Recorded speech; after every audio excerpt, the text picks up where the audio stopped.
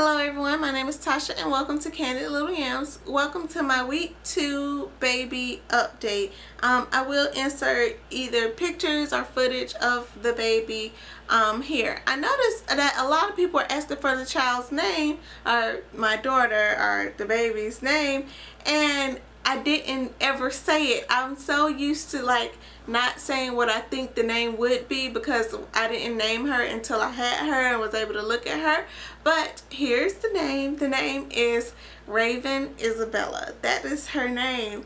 It's so weird being able to say it. I was sitting in the doctor's office at the pediatrician. They was calling Raven, Raven, and I didn't move. I didn't know who they were talking about. I forgot.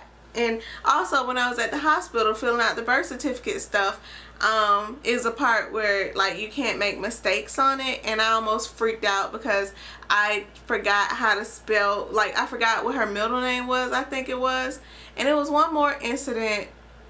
Oh, when I was at the hospital, which I will talk about here, I was about to write down her name and I was like, what is her name again?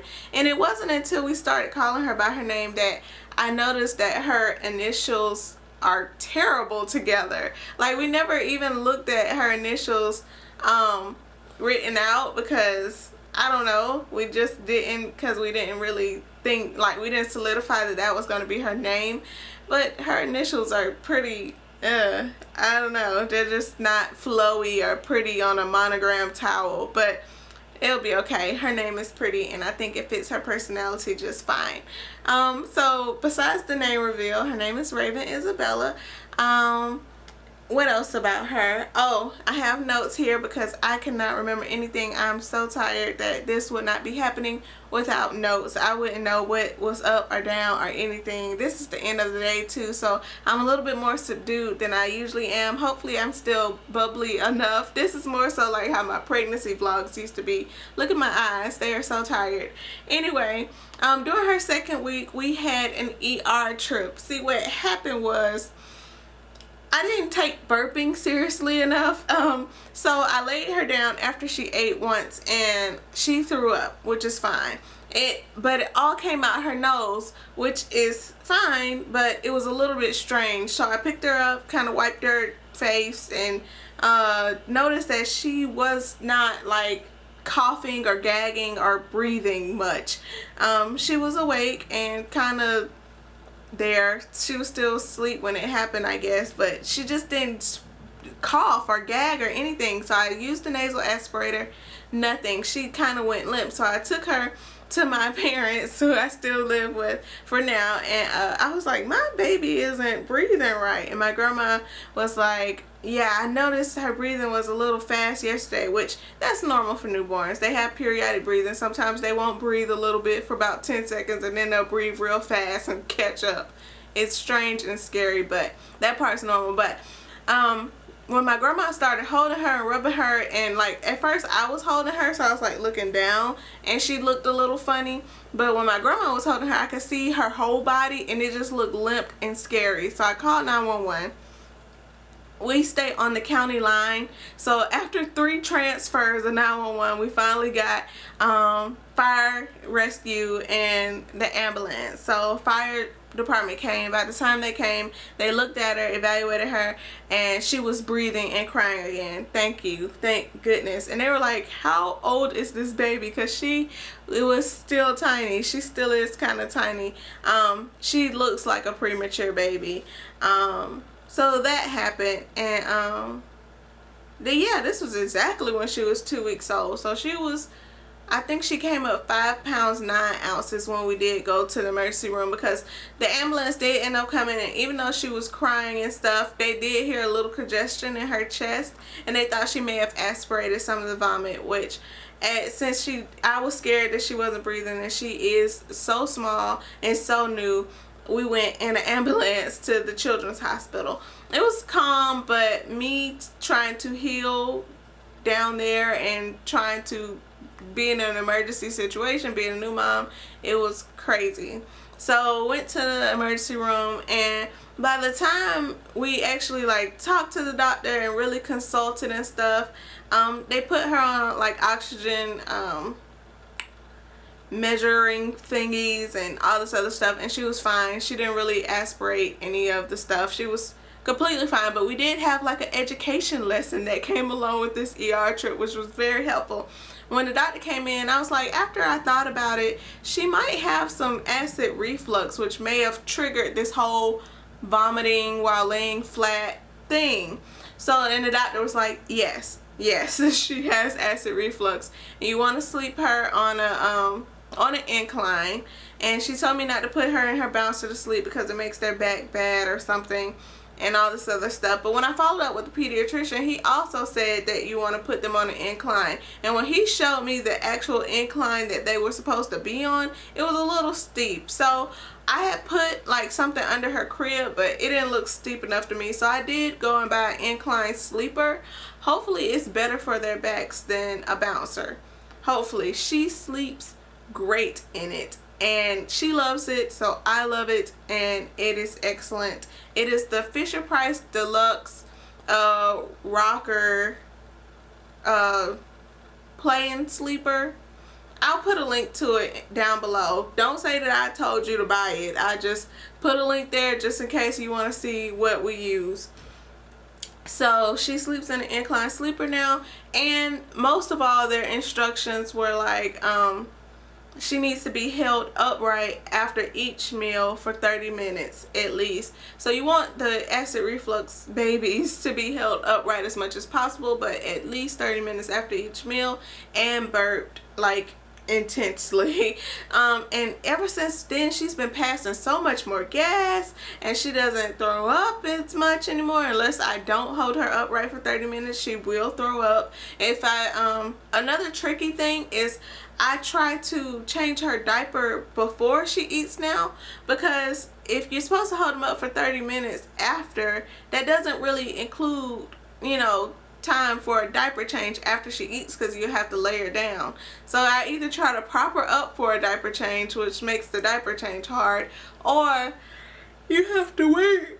Oh, sorry. You have to wait 30 minutes, which she probably starts fussing or something by then about the poop in her pants, because she don't like to sit in no poopy wet diaper. That's one thing you need to know about her. She will not do it.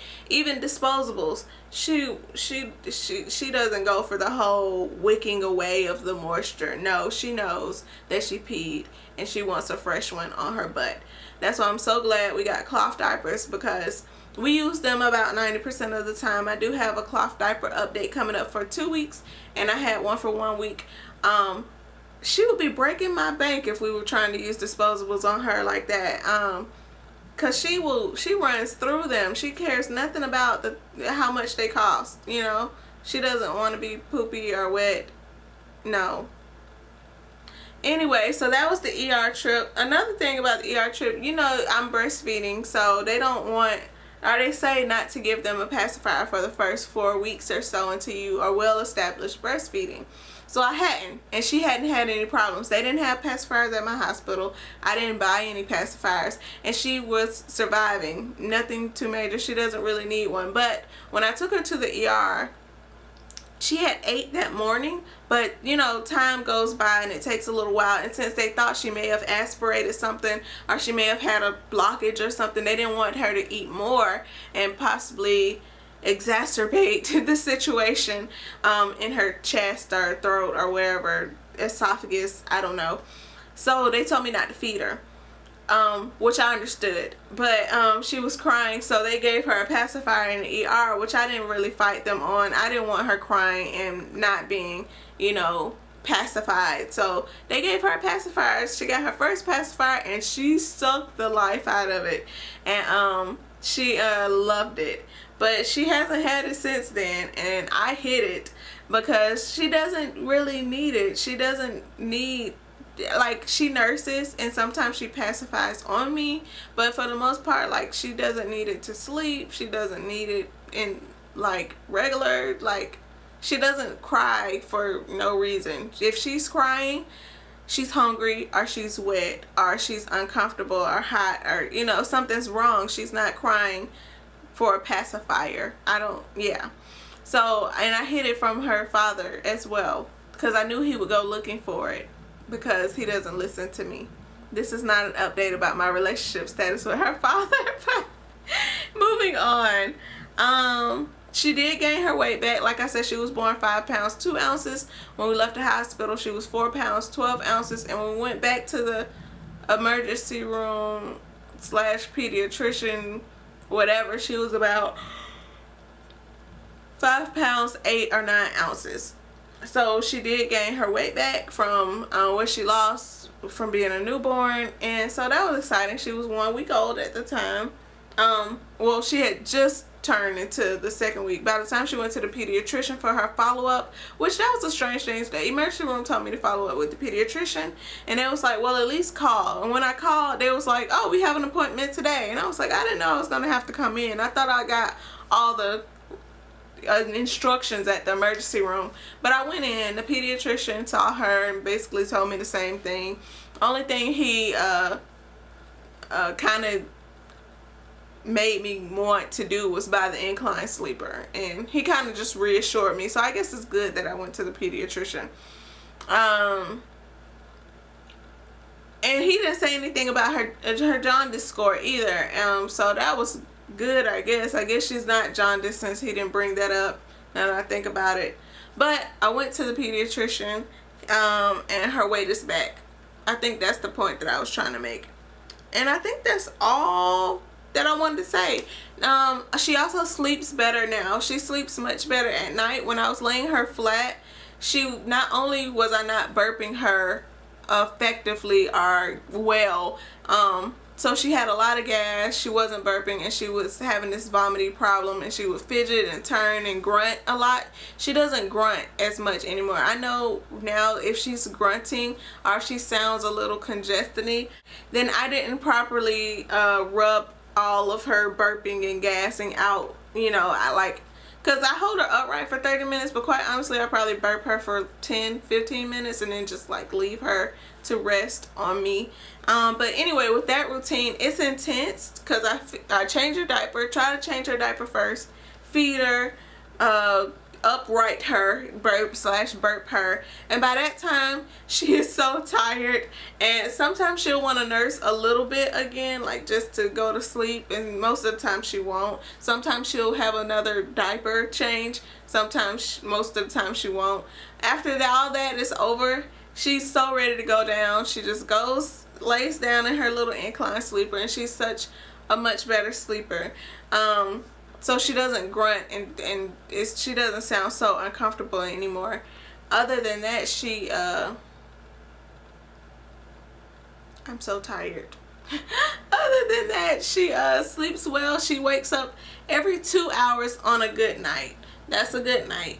On a bad night, it's not really that she's waking up for nothing. It's just that I think her diaper schedule gets off of her feeding schedule. So she'll wake up like in an hour to because she's wet or dirty, and then she'll want to nurse and blah blah blah, but then she won't nurse that much because she's still full from the last feeding. So we have to go through the whole routine, but then she'll wake up again, like not 2 hours later but sooner, because she didn't really nurse and she wants to nurse for that other block. And I think her diapers just get out of sync with her feedings, and that's why she wakes up more than often than every 2 hours. And then those nights I really don't sleep, because by the time I get her down, and then sometimes you have to do a little thing like maybe you had to pee, heaven forbid you go to the bathroom, stuff like that. By the time you get yourself back down and asleep and listen for her breathing and become okay with the fact that she's okay, she's up again, and it's tiring. But that's it for her 2-week update. I'm going to do these every week. I'm going to do a 3-week update, and then I'm going to do a 1-month update, and then I'm going to do them every month after that, probably until she's about 2 years old or 24 months. I don't know, but maybe not even then. Maybe after 6 months, I'll do them every 6 months. I don't know, but I'm going to do them every week for the first 4 weeks, and then after that, I'm going to do them monthly. So thank you for watching this update. Sorry if my rocking is distracting or bothering you, but who doesn't like to rock in a rocking chair? And this is my mother's rocking chair. This is the rocking chair that my mother rocked me in. I wanted a glider, but I couldn't really afford one, and I told my grandma, and she was like, well, your mother had a rocking chair, and it's in your auntie's basement. I was like, can I have it? And so they went to her basement and they found it, and we cleaned it, and now I rock my baby in the same rocking chair that my mother rocked me in. And if you don't know, my mother is deceased, so it's very special, and it's like heritage and stuff. So let me go. Bye.